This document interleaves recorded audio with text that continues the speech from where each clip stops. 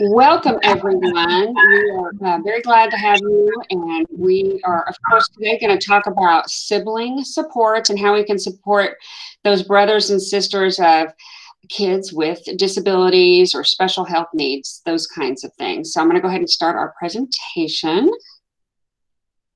And I am Julia Chalker. I am the District Transition Specialist, and I've also got Colleen Kugler and Kristen Foster on the call, and they are our district's family support specialists at our Family Resource Center. Awesome.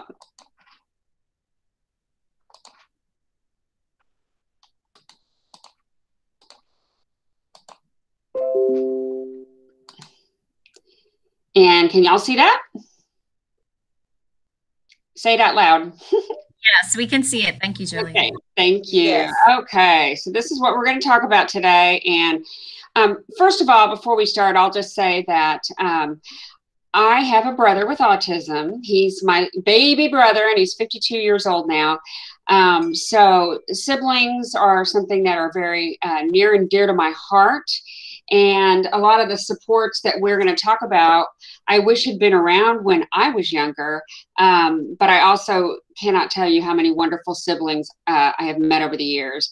And when Colleen talks, she'll share about her connection also. And we just have known so many wonderful siblings together. So, but just talking about siblings in general, you know, if you have a sibling, you know that brothers and sisters, they fight and argue. You might be fighting and arguing 1 minute, and then the next minute you might be hugging and laughing and having a good time. It could be in 1 hour's time.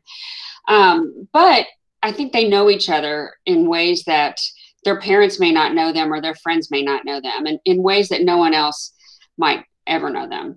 And that's, you know, those things are true also for siblings of brothers and sisters with special needs. So their sibling having a disability is only one little aspect of their life, or it could be a big aspect, but there's so many other dynamics involved in being a sibling that they share with any other sibling. And they will know each other in ways that no one else ever will also. So siblings, a lot of the relationship and the dynamics of a sibling relationship when there's special needs involved depend on a lot of different variables, like, you know, how severe the disability is, what the age of the different individuals are, whether they're the same sex or different sex, how does the family handle it? Those dynamics, what supports might be available where you live or that are available to you personally. Financial situations can factor in. And then another thing that we have to address more and more often as we become such a multicultural community is that there's different personal and cultural beliefs that figure in on that relationship. But we're going to talk today about a lot of common themes that we see oftentimes with these types of relationships. So we have learned that brothers and sisters, they encounter the same joys, concerns, and issues that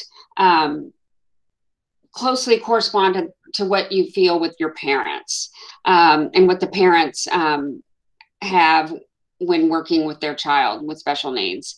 So, and I'm a transition specialist, so I relate everything to transition, and supporting siblings is a hugely important issue for transition and long-term planning, because brothers and sisters are going to be the ones that have the longest relationship with their siblings. You know, years and years and years after parents may be gone, they are going to be the ones that have that long-lasting relationship. So it's really important that we support those siblings so that that relationship is valued and honored.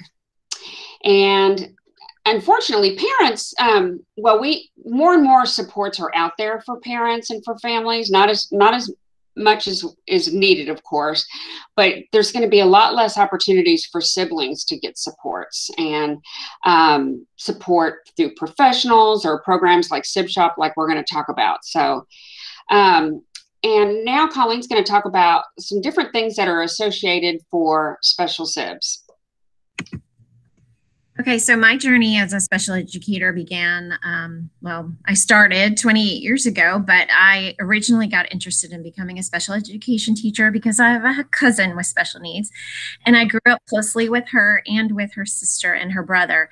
And to this day, her sister frequently tells me how much she wishes that she had something like this growing up, that she really, really could have used support and understanding and someone to talk to.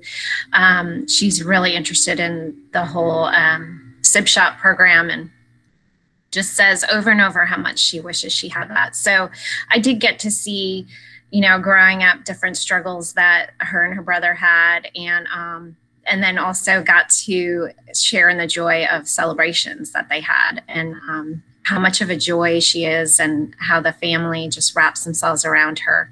So, so that's where I'm coming from. And in the past 13 years as a parent trainer and now a family support specialist, one of my absolute biggest joys is getting to know the siblings of the families, and just working with them in Sibshop in our previous district, and then being a part of Sibshop in this district, and just going into the homes. Hopefully soon, after all this COVID ends, I get to go back in, but just getting to know them and give that special attention to the siblings, because we know what they're going through and we know what amazing people they grow up to be. And we're going to talk about that more in the future. But I'll kind of go through what they struggle with. And the first thing is over-identification. So siblings a lot of times may worry that they are also going to have whatever life struggles their sibling has. They may think they're going to catch it, or they may think it's a lot bigger than it is. And information is power for them, and we're going to talk more about that in a bit. But this is real for them. Their thoughts, you don't know what's going on inside, and it's really important that you kind of tap into that and find out what they're thinking and find out what they're worried about. If you see them staring off into space, say, what are your thoughts? Keep up that open communication with them so that they can be open with you and tell you what they're going through. And then you can settle down their worries or give them more information that's needed. So, it may seem like those worries they're having are irrational to you, but they're real to them and they're big to them. So it's important to have that open communication with them. So another struggle that they may have is, next slide, Julia.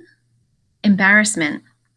And we have so many stories that Sibs have given us and that families have told us about when a sibling is embarrassed. One of the stories that hit me the most is a whole family was shopping, and I can't remember if it was Target or Walmart, but to me, they're both the same. They seem to wreak havoc for families and parents and have, spur those meltdowns for some reason. But the family was shopping, and the child with special needs had a complete meltdown in the store. The whole family was there, and they had to basically drag the child out of the store. Everybody's staring. They felt awful. It was a huge scene. They got the child with special needs into the car, and all of them just sat in the car. They closed the doors, and they all just, sorry, this story gets me every time, but they all just sat in the car and cried together. So, they feel embarrassed when they're in those social situations and they're out in the public and their siblings having a meltdown. So giving your child the strategies of how to work through that embarrassment and talk through it, and maybe give them something to say when they're in public that doesn't hurt others' feelings, but provides that knowledge and information to others that's so needed. I feel like the world is definitely getting to be a much better place where people are more understanding. I feel like more people know what families struggle with, which is so helpful. And you will have those angels out in public that provide assistance or just a little nod of encouragement. And let your kids know that you have to celebrate those angels that are out there and maybe educate the ones in a nice way that aren't so angelic. So, embarrassment is a big deal. And again, open communication. Talk about it after that family, after they all cried in the car, they talked it through. They all talked about their feelings and emotions and what they went through. And maybe, hopefully they talked about what they can do better next time. And if you need suggestions for that, you come to the Family Resource Center and we'll give you some strategies of how to get through that better the next time. So next slide, another big emotion that they go through is guilt. So they have that, they feel responsible. And that's a big piece of what my cousin went through. She felt guilt that she didn't have a disability, and she felt like she had the responsibility to watch out and take care of her sibling. And they're going to feel guilty about conflicts they're having. Sometimes they're going to get to a point where they're going to say, this isn't fair. I'm not getting the attention that I need, or I'm not going to that therapy session and sit in the car for an hour and wait because I want to do something else. And then they get this swarm feeling of guilt over them after they get angry or after they feel neglected in one way or another. They definitely feel guilt. So again, help them work through those emotions, help them keep up that open communication with them so they can feel free to express those feelings to you, and you can help them work through it.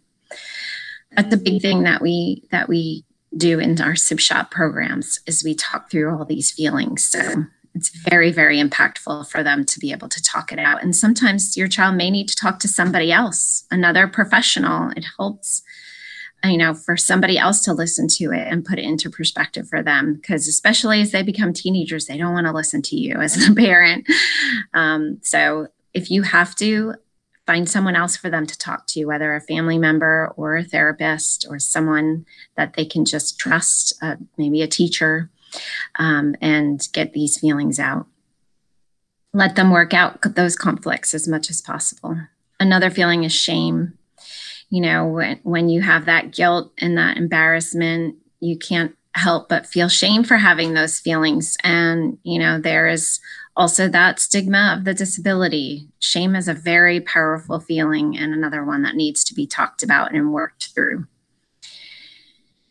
Okay, so isolation is another feeling. So if their friends are all doing stuff at each other's houses, and maybe they don't want to have somebody over their house because the afternoons are terrible with their sibling, because their sibling's tired from having demands put on them all day at school, and they struggle with following directions, and maybe they're embarrassed. I did work with one family where their daughter would never, ever have friends over because she was embarrassed about her brother.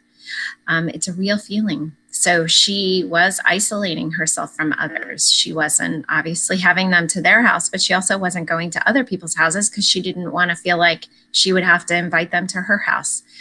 And, they're going through a lot of different things sometimes, and they will feel really alone, like nobody understands. There are those sibs that have the gem of a friend who's totally accepting and understanding and that they can share anything with, but that doesn't always happen for sibs. And that's another reason why the Sibshop program can be so important to kids, because they have a place where they can share all this and they come out of that feeling of isolation because they connect with others that are going through the same thing. And then there's the stress in the family too, which will help you make you feel isolated. So a lot of times siblings' disabilities aren't discussed with them. Very important that you're open with them and you're giving them all the facts they need. And once again, the strategies that they need. You could even connect them with your child with special needs teacher. The teacher could explain some things, or the therapist, if that child goes along with you to therapy. I've heard kids really enjoy just sitting in on the therapy session so they could see what therapists do with their child. So many of these siblings end up going into helping fields. They end up going into fields that, they're either working with kids with special needs, or they're working in a medical field, or they're working in something that gives back. And we see it all the time. It's because they have the heart. They get what's important in life. They've been through it, and they see the benefits of helping others. They see how other people have helped their family, and they want to give back to the world and do the same. So that's a big, big gift of being a sibling. So, discuss it, keep it open, let them see what's going on in therapy sessions, make sure they're getting that very important communication that they need. Okay, and then there's the isolation from peers, and I talked about that already, how sometimes they can't share those feelings or they want to keep things from their friends if they feel like their friends are going to judge them or not be as accepting of their sibling with special needs. So there is that huge benefit that you get them involved in programs where they can connect with others. Then there's the resentment, and I did touch on that a bit about the attention. The attention is always something that's gonna come and go. They're going to feel resentment because of that attention spent one day and then they may not another day. And really, honestly, that happens with all siblings. However, it is amplified when you have a sibling with special needs that needs extra care and extra attention from the parent, and they need more one-on-one attention or supervision or help doing those day-to-day tasks that the sibling without the special needs can just do independently. And parents are thrilled that they're independent. And sometimes parents forget to just turn around and say, gosh, I'm so proud of you that you can take a shower by yourself. And it makes life so easy for me. And I appreciate you. And I appreciate the skills that you have and the things that you can do. It's also another one of those benefits. Sibs of children with special needs are usually very independent because out of necessity, but that benefits them in life. They, are sent off into the world with so many skills that other kids don't necessarily get. And so the resentment comes from that time, the care, the unequal treatment, and you may hear out of their mouths many, many times, it's not fair. And you just got to roll with it and teach in the moment and keep listening and keeping that open communication through all of those times.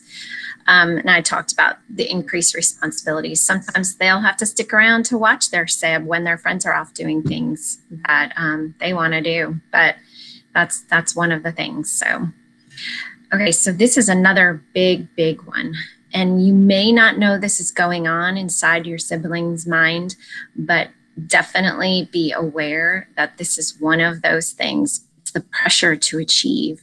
We hear over and over from siblings that they feel an extra pressure that they have to be perfect, that they have to get great grades, that they have to be independent, that they have to do things correctly because they are overcompensating for the things that their sibling can't do. They want to keep their parents happy. They don't want to stress their parents out.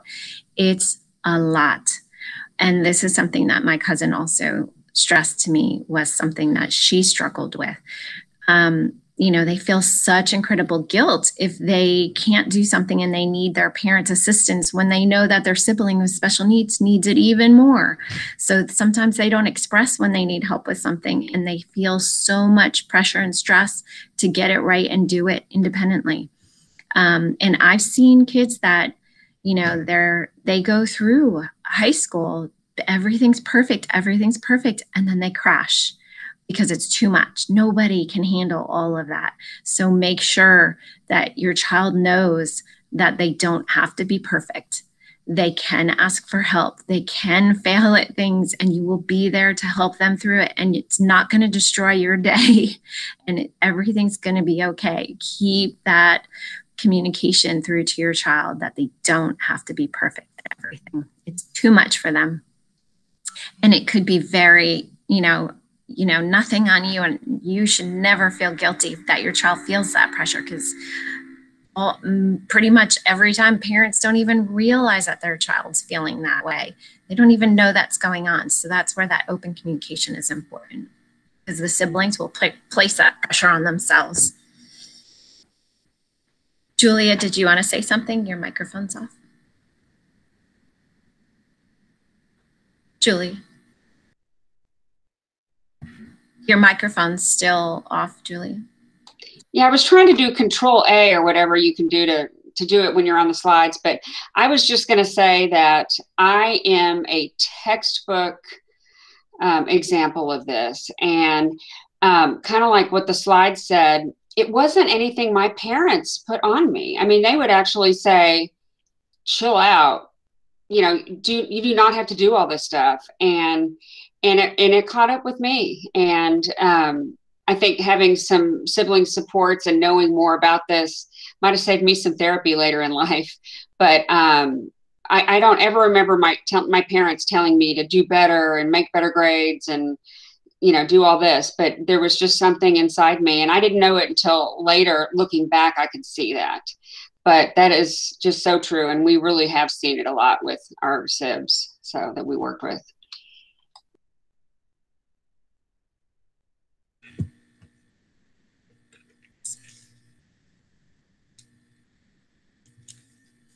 Okay, so there are definite information needs for siblings.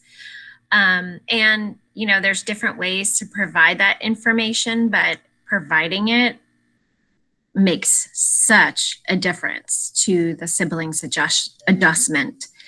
Parents a lot of times will talk on the side about their child with special needs and worries they may have, or maybe a struggle with therapy that the child's having, but they have all those conversations over here and they think that the sibling is not a part of it and doesn't understand what's going on. They're listening. They're listening to everything. They feel all your highs and all your lows, and they worry. So instead of doing those conversations on the side, try to have them brought into the conversation. Ask them if they're old enough to understand and to know what you're talking about. Ask them their opinion. Give them all that information. Let them know what you're worried about or struggling with, decisions you're making, without putting any pressure on them. There's a fine line there, of course, but they just know that they sense everything you're going through. They're worrying right along with you, if not more than you, and they hear everything. They really do. They're watching you. They're watching everything you do. It's so much pressure on parents. We have so much that we have to think about all the time, but I think giving them the information they need and that knowledge is so powerful to them and so important to them.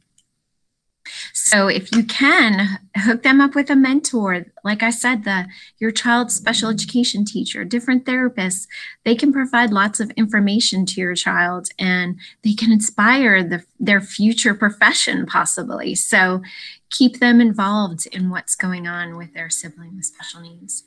So you're gonna, like I said, at different ages, they can understand different things. So for preschoolers, just give them the reassurance that they're not going to catch what their sibling has, and they didn't cause it. It's not related to anything of them, and that, you can give them some real solid, concrete examples of their disability and what they're going through. We have some really good books in the Family Resource Center about all different disabilities at all ages. So let us know if you need one for, say, a preschooler or an elementary age or a middle school age or a high school age. We have all ages with information. Information is so important. And you might want to describe it in terms of, this is their behavior. This is how they need this routine. This is what benefits them. This is why we say first, then all the time when we're trying to get him to do something. If it's autism, these are the characteristics of autism. He's learning to talk. He's learning to communicate. Make sure you break it down to that preschool understanding. And then as they get older at school age, they're going to need more information to answer their questions and find out what their questions are and give them ways to explain those questions to their peers.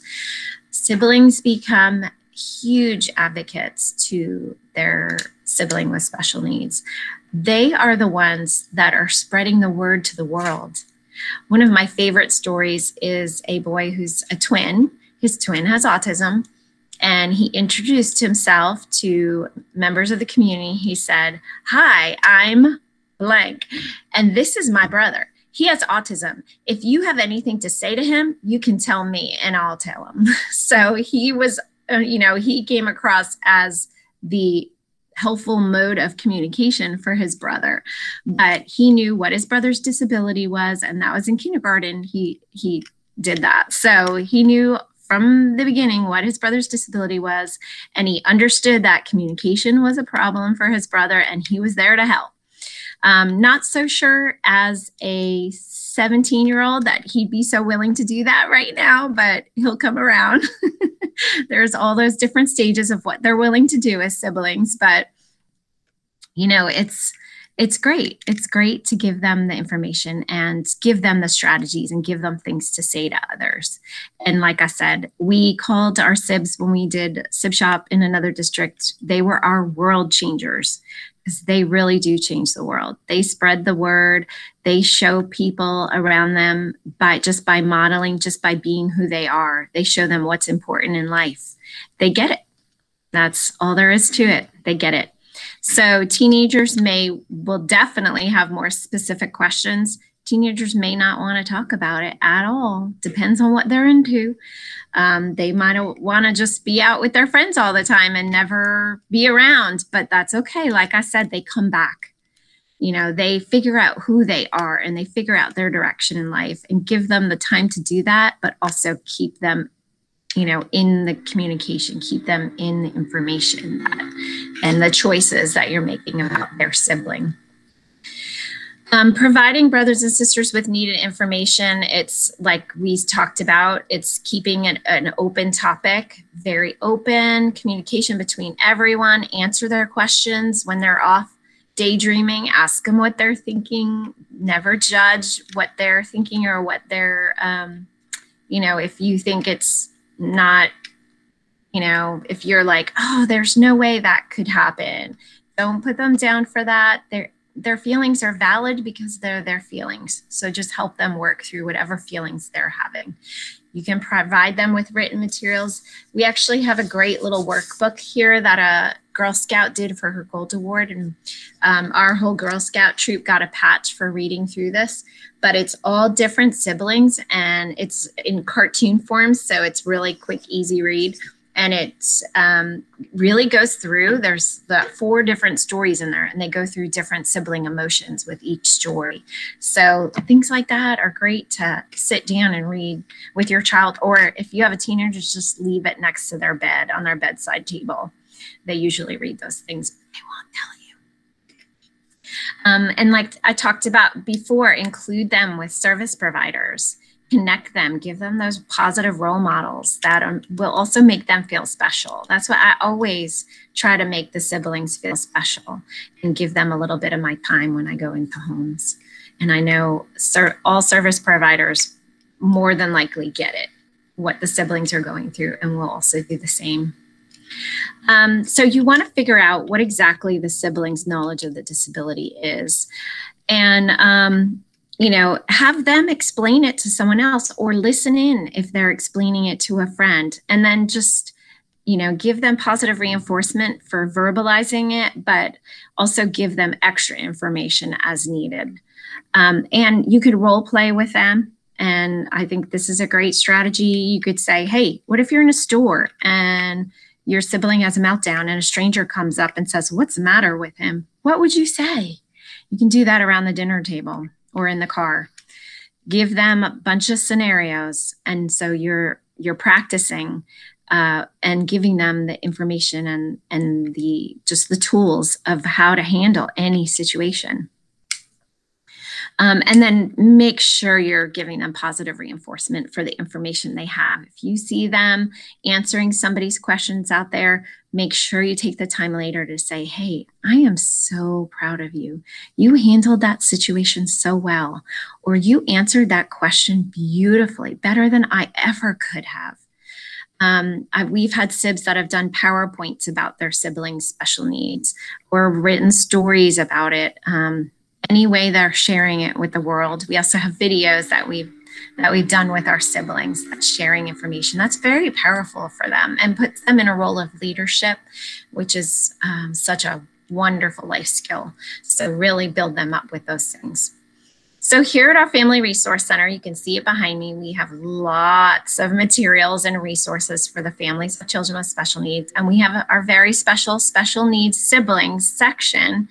And you know, I have them all, I pulled them off right here. These are all books that are written for and by siblings. So take some time. If you want to come visit us, you can schedule to meet one-on-one with us and come see all the resources that we have. We have big news. We're moving into our very own building for next school year. So unfortunately, all our books will be packed up, inventoried and packed up soon, but we will be on First Street in Prosper and ready to open for you guys to come in and browse around and take some things out. Bring the Sibs in when we are open in the evenings. And we're hoping to have Sibshop out of there as well, and many other programs, and have what's going on right now there in person. So here's a list of some of the books that we have, being the other one, Views from Our Shoes, The Ride Together, All About My Brother, Adventures from My World, the Sibling Sandbook book, the Special Needs Acceptance book, Sibshops workbook, and Living with a Brother or Sister with Special Needs. If you have a suggestion of a book that your child has connected with really well, please let us know. We can add it to our wish list. And if you have any books that you don't need anymore, we're always accepting of donations. You can just drop them off to Rock Hill High School right now, and then you can drop them off to the Family Resource Center next year. So yeah, we're always open to donations, but we are also here for you if you need anything, so don't hesitate to reach out. Julia, I believe you are now on. Wish there was a way to do the volume without having to leave the slides and all that. But okay, y'all can hear me, right? I'm going to take that as a yes. Yes. Okay, cool. Okay. I love talking about this, and Colleen has already touched on this, but there's a lot of really positive things that come from the experience of having a special needs family member. And as a sibling, I can honestly say that a lot of the successes I've experienced in my life came from some of the things that I experienced when I was younger, and some of the things I learned. My brother's name is Bobby. My mom was basically a single parent from pretty early on. My dad left when I was 12 and Bobby was 6. And then my sister and brother went away to college about that time. So in a way, I kind of helped parent Bobby as I got older. And so he was just a huge part of my life. And this was back in the days when the numbers were 4 in 10,000. So we encountered people and they didn't know what to think because they'd never heard of autism. If I mentioned that he had autism, or back then we would say autistic before first person language, people would go, "What's wrong with that? He can draw well." And I mean, just nobody knew what it was. So I had to learn to advocate early and explain, and nobody knew, like I said. So, but I think a lot of the parts of my personality that are positive have come from that relationship and my career. So, but anyway, some of the different things we've already touched on, but so many siblings are mature beyond their years. They, are oftentimes more responsible, and it's things that they have taken on their own that, kind of like with my situation with the pressure to achieve. It's just things that they take upon themselves. And a lot of times they're more well-adjusted than their peers. The responsibility, that whole piece of it. And they just have such a unique perspective. Some of the activities that we do in Sibshop have allowed us to see that. And I mean, not only do they have lots and lots of patience, but they're extra sensitive. They have much more compassion than others do. Just very exceptional. And they learn social skills sometimes in very interesting ways, but they're more pro-social. They don't bat an eye a lot of times about meeting strangers, and they're just more accepting of other people. insightful, that perspective again. And, they appreciate things that other people might take for granted because they know how difficult it can be. And to hear them talk about their siblings and how much they appreciate them. We do some activities where they get to talk about what they're proud of, or what are their siblings' super hero abilities and things like that.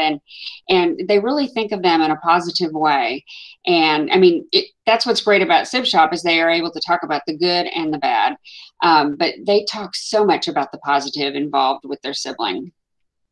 And then, of course, unconditional love.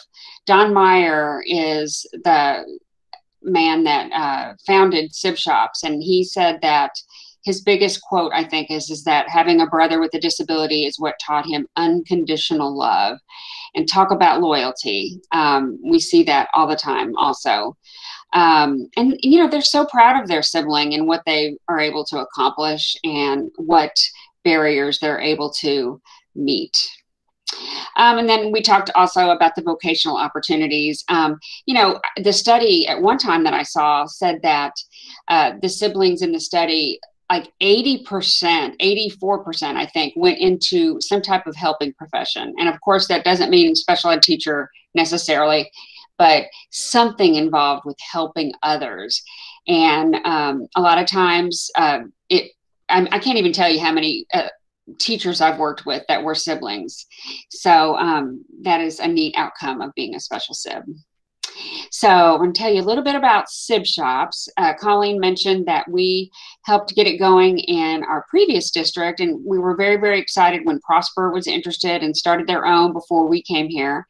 And it's a wonderful program. It's just a great place for brothers and sisters of special needs siblings to get peer support, education in a recreational context. In other words, support learning and fun. Okay, so the kids, all they know is that they're having fun.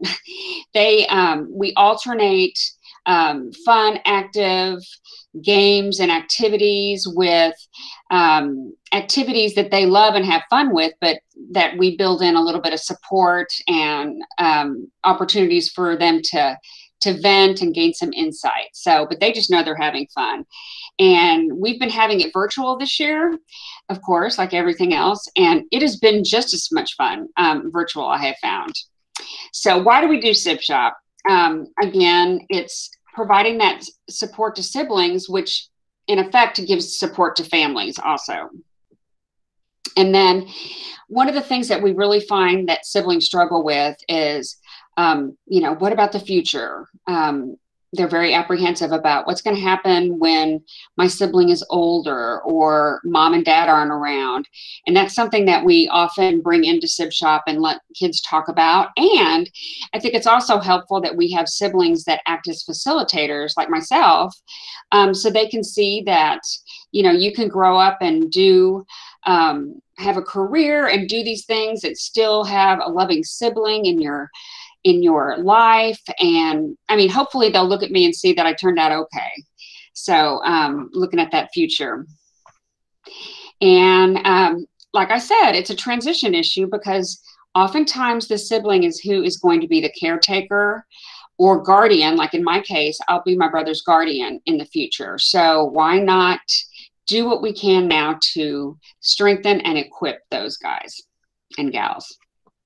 So I talked a little bit about the history of Sibshop. That's Don Meyer, and his shirt actually says, "Sibs are my peeps." And he established the Sibling Support Project in 1990, so it's been around a while. And he's like a pioneer in the sibling movement. Again, he's a sibling himself. And he also, the parent organization is the Kinderling Center, and it's in Washington. And they have expanded to many, many different countries, and I think almost every state. So there are Sibshops all over the place. So the picture in the right-hand corner is a screen shot of recently we had a supersized sib shop, and it's the first time they've ever done this. And we had, I think, like 160 siblings from all over the United States and Canada on it. And it was a really neat experience. So that's all part of the sibling support project. And we have to go through training and meet certain requirements in order to use the sib shop name. So you might have other sibling projects or sibling groups, but in order to use Sibshops, you go through their training. And one of the things we have in the library at the Family Resource Center is the Sibshop book. And it's great material. It has a lot of the activities we do, but the whole first half of the book is all about a lot of the things we're talking about today and ways that you can support your siblings. Okay, so this picture here, this is in the gym at the school where we would meet before we were virtual. And you can see that there's a variety of different ages. And I mean, it's hard to get the kids, everybody wants to share at once because they all relate to each other so much. And what's really the neatest thing ever about Sibshop is when you see a kid, you can practically see the light bulb over their head. They'll hear another kid talk about an experience, whether it be a positive one or a negative one, and they're like, whoa, you mean somebody else feels that way too or went through that? I thought I was the only one. And you could just see that light bulb. So it's really a neat deal. They are, like I said, lively pedal to the metal celebrations that they really like going to. So, and what I love about it is it's a safe place where you can talk about what I always say is the good, the bad, and the in between, because if you're a sibling, you know, or a parent, you know that there's good stuff and there's some days that are very difficult. Oops. Sorry about that. And then, you know, it's the whole thing that, getting these siblings to know that there is support for them, but also that they can support each other. And we've seen some really cool friendships come out of Sibshops. Okay, the goals of Sibshop basically, again, meet other siblings that experience the same thing, talk about those common joys and concerns. And then what is really fun and neat is that we talk about different situations that, you know, a lot of the siblings might encounter. I think Colleen gave an example of having a friend over and not wanting to have friends over because of that, or being having a meltdown in the store and how you would handle that. So we incorporate those different situations into activities. Looks like in this picture in the corner, they're doing an activity we called Aunt Blabby. And it's kind of like Dear Abby. And there's this lady named Aunt Blabby who does this advice column. And she asks the Sibs to help her with these different letters that come in asking for advice about certain situations. And so we read those and the kids get to say how they would handle that situation. And it's a great game. And it's a great way to talk about those different situations.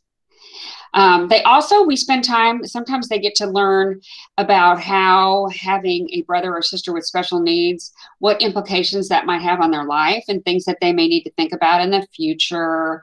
You know, they can talk about, you know, the time that's spent outside of school, going to therapies, and, you know, their parents may not have as much time for them. And they didn't get to go to their swim meet with them because of their younger brother. That's actually a personal experience here that I remember is my mom could never go to my swim meets because she was a single mom and we had Bobby, and that later on I realized how significant that was for me. It's a good way for us to kind of, you know, gauge what concerns siblings are expressing, and we can share that with other professionals and parents, even though we don't tell parents specific things that happen unless there's a need to do that. So who attends Sibshops? So our Sibshop is for Prosper ISD students that are age 8 to 13. Now I put 8 to 13 plus because we have a lot of teenagers that have been going to Sibshops since they were younger, and they want to keep going, which we love. And they end up being kind of mentors, and they kind of end up help facilitating. And then we've even done some things where the teens did some things on their own. And in our previous district, we had a big teen group for a while. So we say 8 to 13. The 8 we feel pretty strongly about because an individual needs to be able to sit and focus and sometimes read some things. So we've learned that 8 is a good age to start. But we can go up into all through high school if we need to. And it's not just for siblings with disabilities. We also can serve students that might have a brother or sister with like a significant health condition and or mental health issue, that kind of thing. It's a great safe place for siblings to talk about the feelings and know that they're not going to be judged, and actually they're going to be affirmed because everyone understands. The picture on the left, that is Artis and Donda, and they're our facilitators, and they do such a wonderful job. And we also join in when we're able to. And I just wanted to show you this one activity on the right is an icebreaker that they did one day, and it's Jenga, but it's all feeling tiles. And they had to pick out the feeling tile that they were feeling that day and talk about it. So they make things fun, talking about it fun. Like I said, it's a safe place. And then, like I said, also, so as a rule, we're not going to like discuss what's said in a sib shop with parents. We want it to be a safe place, but if the team feels like there's something that a parent needs to know for safety or other reasons, we will obviously do that. But we do want the kids to feel like it's a safe place to vent. And then also what we try to do is we'll tell parents kind of what we did that day and what we discussed. And that way parents can, keep talking about whatever that is and continue that conversation at home and in the future. Okay, so sometimes we'll find, usually the kids love Sibshop, but there's been occasion where it may not be the right fit for every sibling, or they may need more peer support or have needs that are greater than what we can provide. And if that's the case, we'll talk to the parent about it. It hasn't happened very often. And sometimes we find that maybe a sibling might be the right age, but maybe they're not ready developmentally or mature enough to be able to sit and participate and get something out of it, because we want everyone to get something out of it. But we will definitely speak up if that's the case. And then what we also encourage parents to do is to let us know if there's something going on or an issue that you think would be good for us to address as a group. And that is always great information for us to know about a specific thing that your family's going through or something in general that you think would be a good thing to include. I love this. Okay, so what the research shows. Okay, so they did the Sibling Support Network at a University of Washington did a study, and they talked to people that had been participants in Sibshop, and the study showed that 75% of the respondents said that Sibshop had an impact on their adult life, and that that's going to ultimately affect brothers and sisters being a part of their siblings' life, like an active role. And I mean, I think that is tremendous. That is just a tremendous thing. But also they get to learn things from each other while helping other siblings. And that's something that a lot of times they want to keep doing as an adult. Now, the picture on the right, that's my brother, Bobby. And we have a very special bond. I mean, my sister and brother went away to college, like I said, when I was in 6th grade. So they are not as close as I am. They love Bobby to death. They see him on holidays, but Bobby travels with my family. I mean, our bond is different because we were closer in age and I was very involved. But I just love that statistic that, they have data to show that Sibshop can impact adulthood. Let's see. And a lot of times the siblings that meet at Sibshop will stay friends for years. We love that. Okay, so what time do we have? It's 12:23. So we have a couple videos that we made when we were in our other district.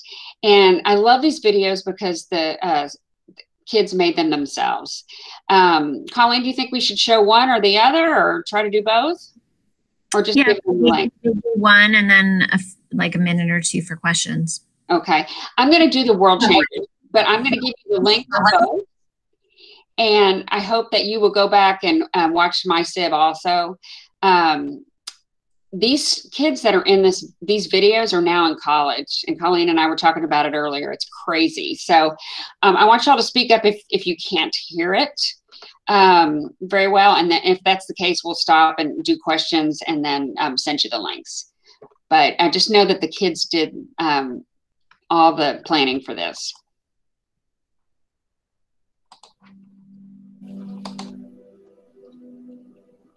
We are world changers. We are world changers. We have learned what life is really about. We like having fun and playing games and hanging out, but it is love that really matters. Love is important. Love changes lives. Love changes the world. When bad things happen, I have learned to handle it with dignity and grace. When others get the attention I need or the thing I want, I remember to love. Envy and jealousy are not for me. I choose to love. People watch me. They wonder what it must be like. At first, they only see the differences. If they watch long enough, they see the love and acceptance and start to think they can do it too. The differences fade. The love rushes in. World changers. We are world changers. You can be a world changer too.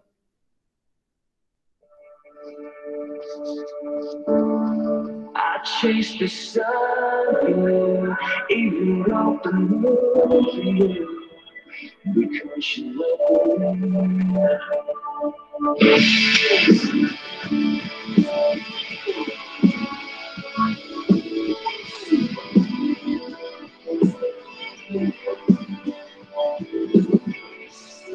I chase the sun for you. I'd even wrote the moon for you. Because you love me. Every day's a melody, a new song you have given me to sing. Because you love me. This could be the song I've been waiting for.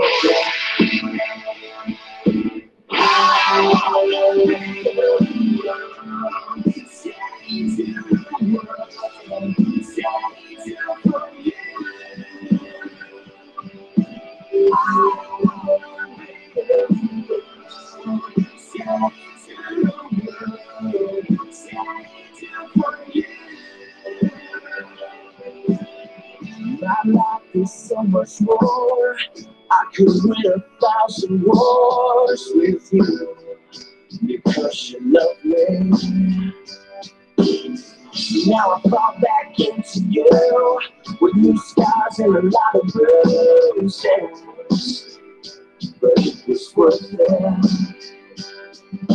You simply are the one that I've been waiting for.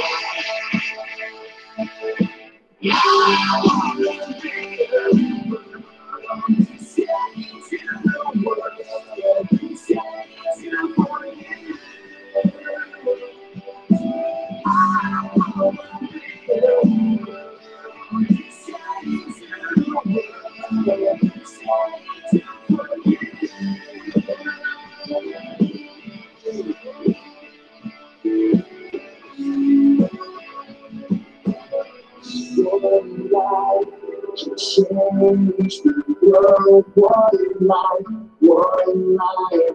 can change the world. One life can change the world. One life can change the world.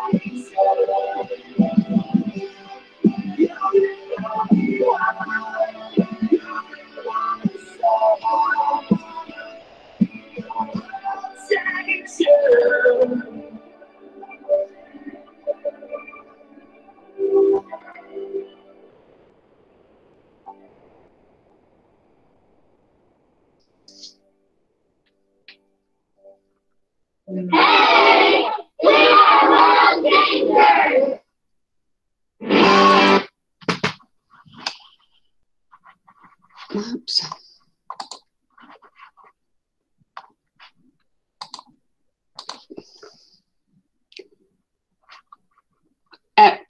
Every time. I'm not presenting anymore, right? Yeah. It is every one of those kids I have a story about, and yeah.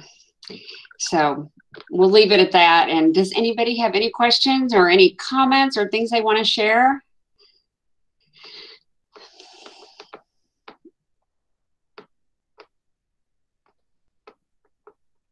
Well, I hope that this. Sorry. Oh, no, I had no. my mic off.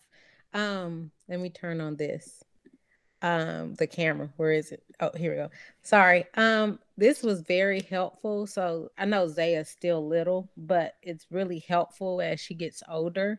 And Titus was having speech therapy, and she said, "Mom, I need speech therapy. I want to do it." So even you say, as you know, some of the things apply to her, some of it don't, but it was real interesting how she wanted to do speech therapy. And she'll say, "Mom, well, I need to go to the doctor when we take him to specialists." And I'm like, "No, you don't want this," so it's just interesting. It was very helpful. So I'm glad, I got to be on here and see it, because it helps me as she gets older to kind of learn, how to deal with her and vice versa. So thank you. Great, thank you. And another thing I didn't mention about Sibshop is, because we have different providers that are working with our kids, sometimes we'll have guest speakers at Sibshop that'll come and share and do activities. Like, we've had speech therapists, we've had counselors, we've had OTs, I think. And so we do that sometimes too. So, great. Any other questions or comments? Colleen or Kristen?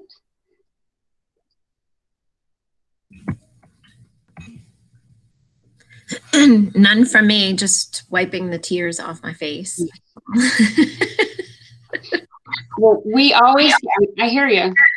We always get information about Sibshop out at the beginning of the year, a calendar for the year. Like this year, they met the first Wednesday of every month virtually, but we're actually hoping to have our last Sibshop of the year in person.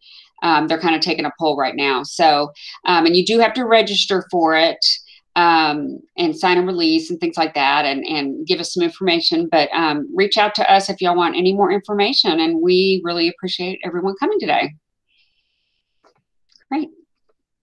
Thanks, everyone.